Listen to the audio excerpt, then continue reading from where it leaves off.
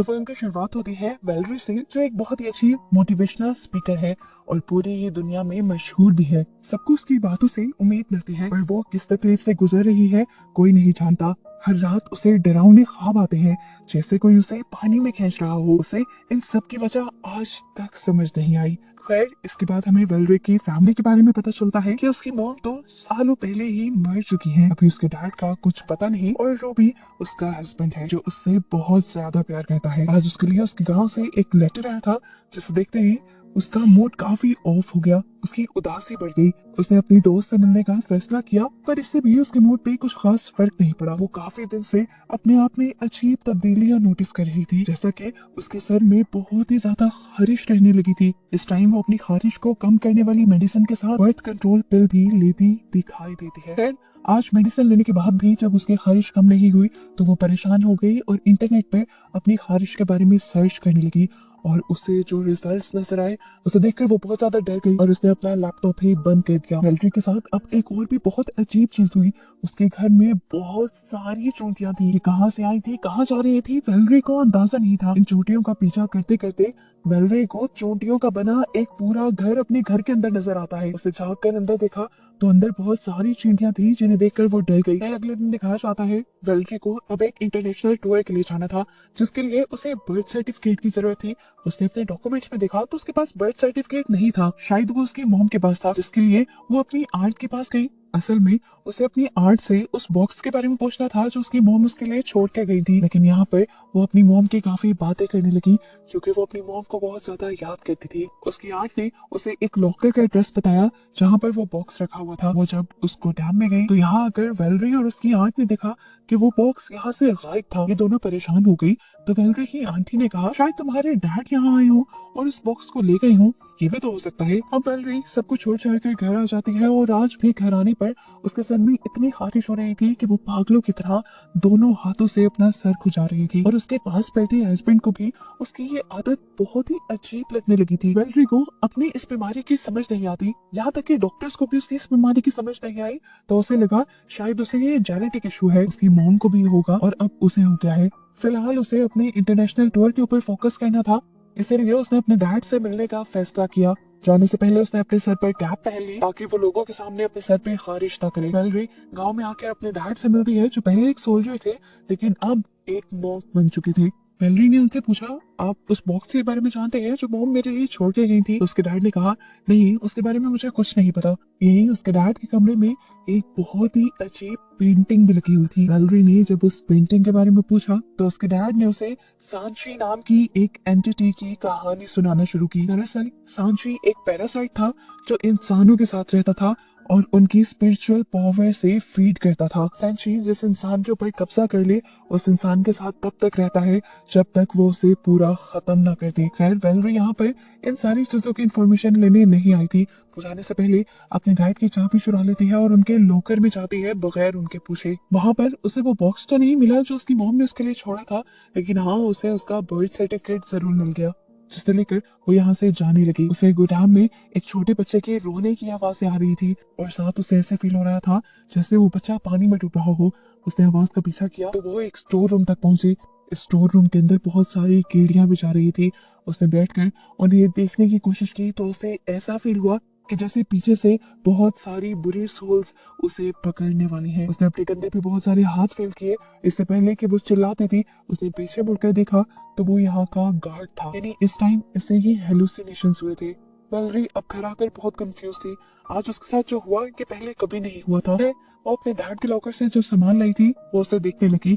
इसमें उनकी फैमिली की पुरानी पिक्चर्स थी, उसके डैड की भी और उसकी मॉम की भी। उस टाइम की जब उसके डैड एक सोल्जर हुआ करते थे और उसकी मॉम एक बहुत ही खूबसूरत औरत थी। ये सब देखते हुए वेलरी को एहसास हुआ कि उसे आज तक ये मालूम ही नहीं कि उसकी मॉम की मौत हुई कैसे थी। इन्हीं पिक्चर्स में वेलरी अपनी मॉम के हाथ पे एक वैसा ही एलर्जी का निशान नोटिस करती है जो उसने अपनी एलर्जी को सर्च करते हुए इंटरनेट पे देखा था।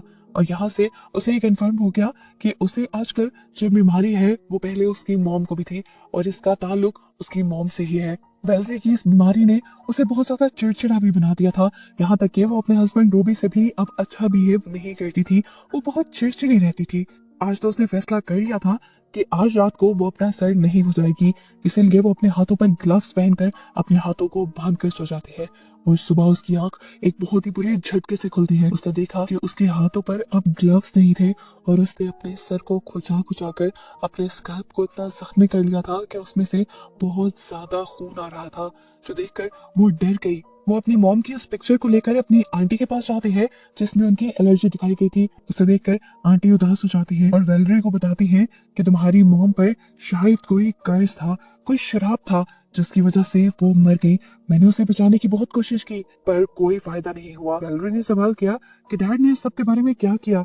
उन्होंने उसे डैड के बारे में कुछ नहीं बताया, बस इतना ही कहा कि तुम अपने डैड से दूर रहना। कुछ देर बाद वेलेरी को एक फोटो शूट के लिए जाना था जहाँ पर हैवी लाइट्स के अपने साय के साथ वो देखती है कि उसके साय के साथ कोई और भी खड़ा है, जिसे देखकर वो बुरी तरह डर गई। लेकिन उसने यहाँ पे किसी को भी अपनी फीलिंग एक्सप्रेस होने नहीं दी। वो अब घर आ गई और घर आकर भी वो सर कुचा रही थी। उसने अपने सर में इतनी खारिश की कि खून निकल आया और इस खून को रॉबिन ने भी नोटिस कर लिया। उसने यहाँ रॉबिन से झूठ बोल दिया कि नहीं ऐसा कुछ नहीं है। वेलेरी इस चोट को लेकर तो कोई बहाना बना देती है और जैसे ही मेडिसिन वाली दराज खुलती है तो वहां पर उसके हस्बैंड को उसकी बर्थ कंट्रोल पिल्स दिख जाती हैं, जिसे देखते ही उसकी और रूबी के दरमियान में लड़ाई होना शुरू हो चुकी थी। वेलेरी भी गुस्से में थी, वो अपने आप से जूझ रही थी। ऐसे में उसने रूबी से कह दिया ठीक है तुम मुझसे दूर ही रहो, यही बेहतर है। और इस तरह उनके रिश्ते में दरार आना शुरू हो गई। वेलेरी अब अकेले अपनी रूम में रह रही थी। उसने अब सोच लिया था कि हर रात वो अपना सर नहीं खुजाएगी, इसीलिए रात में वो अपने हाथों को बांध कर सोई। लेकिन जब सुबह उठी तो वो परेशान हो गई क्योंकि उसके हाथ खुल चुके थे और उसने आज भी अपने स्कैल्प से खून निकाल लिया था। वो अब इतनी बात समझ गई थी कि उसके साथ जो कुछ भी हो रहा है इसमें कोई दूसरी एंटिटी इन्वॉल्व है, क्योंकि वो खुद अपने हाथ नहीं खोल सकती थी। ये कंफर्म था कि रात में किसी और ने उसके हाथ खोले थे। उठते ही वेलेरी दोबारा अपने घर में बहुत सारी चूंटियों को नोटिस करती है। वो परेशान हो जाती है और इन चूंटियों का पीछा करते करते उनके घर तक पहुंचती है। वो देखना चाहती थी आखिर ये चूंटियां करती क्या है, इसीलिए वो अपने घर की दीवार तोड़ने लग जाती है। और तभी उसके घर पर नॉक हो जाता है। बाहर देखने को मिला कि उसके डैड आए हुए थे। उसके डैड वेलेरी के लिए बहुत ज्यादा परेशान थे। उन्होंने कहा कि तुम मेरी कॉल नहीं उठा रही थी तो परेशानी में मैं बस यही चला आया। वो इस टाइम वेलेरी को कुछ बताना चाहते थे। वो बात शुरू करते हैं वेलेरी की मॉम से। वो बताते हैं कि वेलेरी तुम्हारी मॉम एक बहुत अच्छी इंसान थी और आज मैं तुम्हें बताता हूँ कि उनकी मौत कैसे हुई। सालों पहले मैं एक सोल्जर हुआ करता था और मैंने अपनी एक दुश्मन फौजी को मारा था। वो एक लड़की थी, न जाने उसके अंदर क्या ताकत थी जो उसके मरने के बाद मेरे साथ मेरे अंदर आ गई और मेरी वजह से वो तुम्हारी मॉम के साथ जुड़ गई। मुझे बाद में पता चला कि वो एक संची है और जब मुझे ये बात मालूम हुई तो मैंने तुम्हारी मॉम की उस संची पैरासाइट से जान छुड़ाने की बहुत कोशिश की, लेकिन मैं नाकाम रहा। फिर तुम पैदा हो गई और फिर वो संची पैरासाइट तुम्हारे अंदर आ गया और तुम्हारे साथ मैं जानता हूँ आजकल बहुत अजीबो गरीब वाकये हो रहे हैं और उन सब के पीछे वो संची ही है। वेलेरी के डैड जानते थे कि वेलेरी इन सारी बातों को जानने के बाद बहुत ज्यादा रिएक्ट करेगी, इसीलिए वो उसकी चाय में नींद की गोलियां मिलाकर लाए थे, जिसकी वजह से वेलेरी वहीं पर सो गई।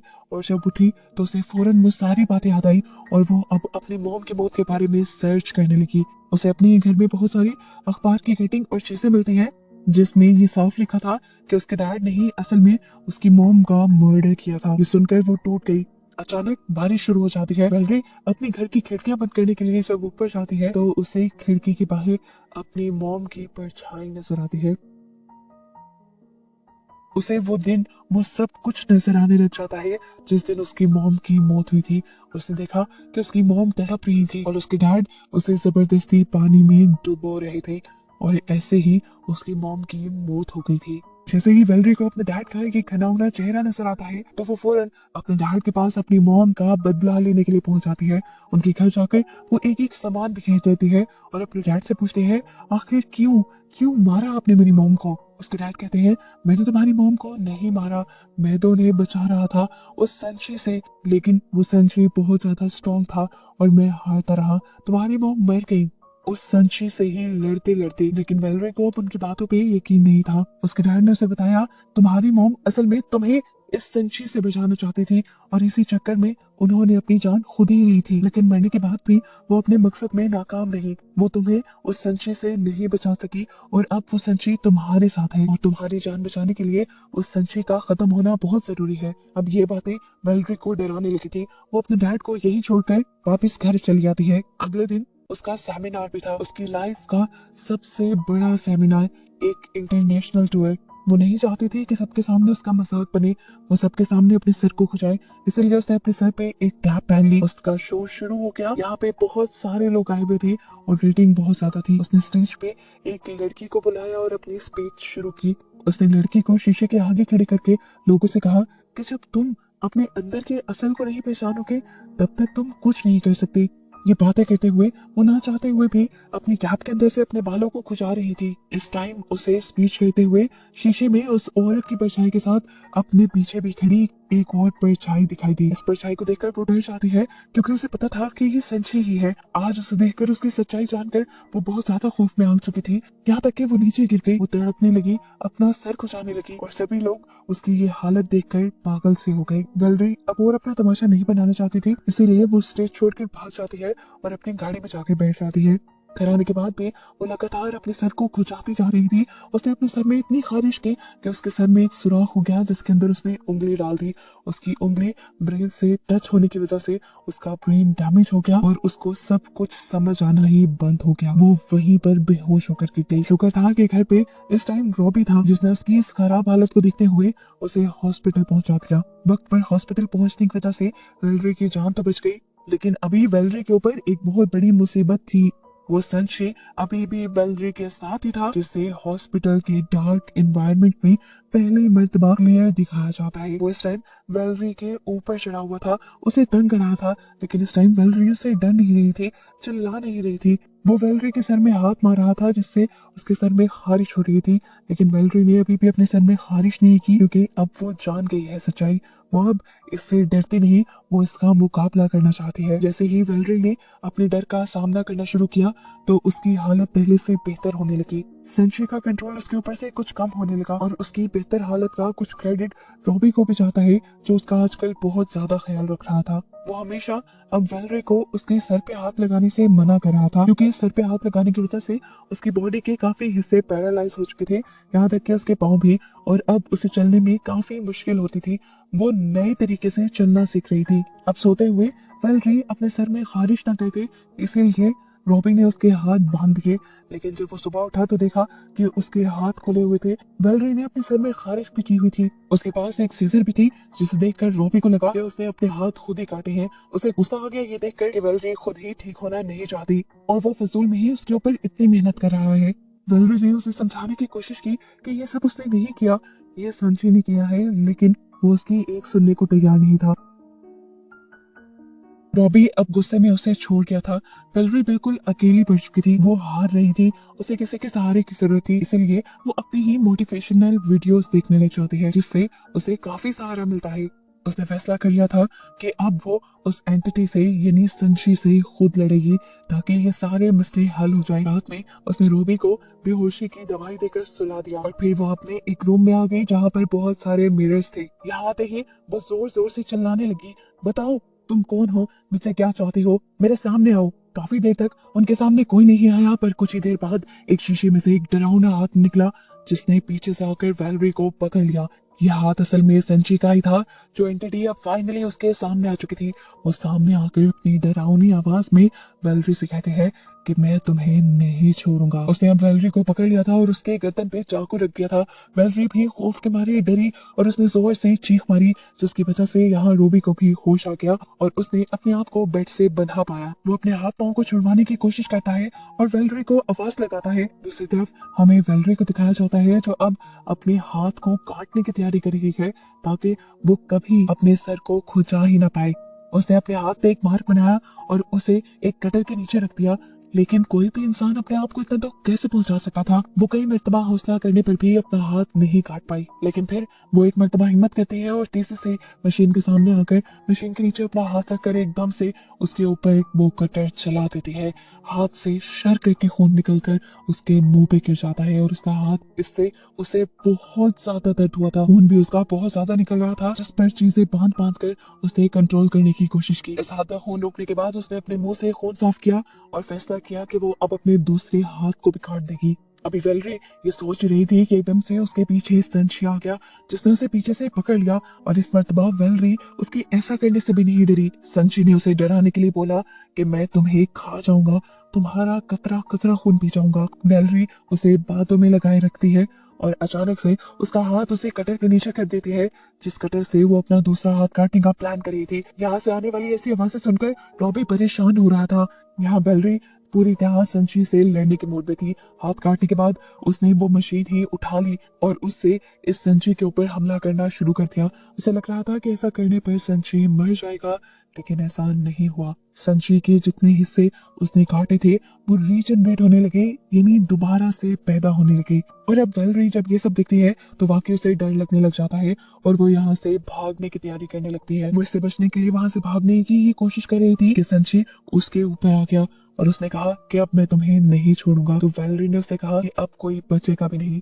ये कहते हुए ही वो अपने आप को घसीटते घसीटते पानी के अंदर ले गई और उसने पानी के अंदर जंप कर दिया। वैलेरी के पानी के अंदर कूदते ही संजय भी उसके साथ पानी के अंदर कूद जाता है, लेकिन पानी उसका सबसे बड़ा दुश्मन था। वो इस पानी के अंदर तिलमिलाने लगा और वैलेरी उसका हाथ पकड़कर उसे वहीं रोकने की कोशिश में लग गई। और आज उसे समझ आया कि क्यों उसकी मॉम उस दिन पानी में कूदी थी। वो उसे संजय को मारने के लिए कूदी थी और उसकी मॉम के मर्डर में उसके डैड का कोई हाथ नहीं था। उसकी मॉम की मौत इसी संची की वजह से हुई थी, उनकी मौत कोई मर्डर नहीं था। यहाँ दिखाया जाता है कि रूबी किसी तरह अपने आप को छुड़वा कर बाहर निकलता है तो वैलेरी को पानी में डूबता हुआ पाता है और जल्दी से पानी में जंप करते हुए उसको बाहर निकाल लेता है। बाहर निकलते हुए हम उसके हाथ में एक छोटे से काले बच्चे को देख रहे थे। ये संची का ही छोटा वेरिएंट था, मतलब कि संची अब कमजोर हो गया था और कुछ ही देर में पानी में रखने पर वो इस पानी में ही हल होकर खत्म हो जाता है। कहानी के पोस्ट क्रेडिट सीन्स में हमें वैलेरी को दिखाया जाता है जिसके पास एक बेबी भी था। दिखाया गया कि उसका कटा हाथ जोड़ दिया गया था और वो अपने बेबी के साथ बहुत खुश थी। वो जब अपने बेटे को खिला रही थी तो उस टाइम उसके बेटे के फेस पे एक छोटे से बग को दिखाया जाता है, जो हमारे लिए एक सवाल छोड़ जाता है कि क्या सच में संची खत्म हुआ भी है कि नहीं। और बस इसी के साथ ये मूवी यहीं पर एंड हो जाती है।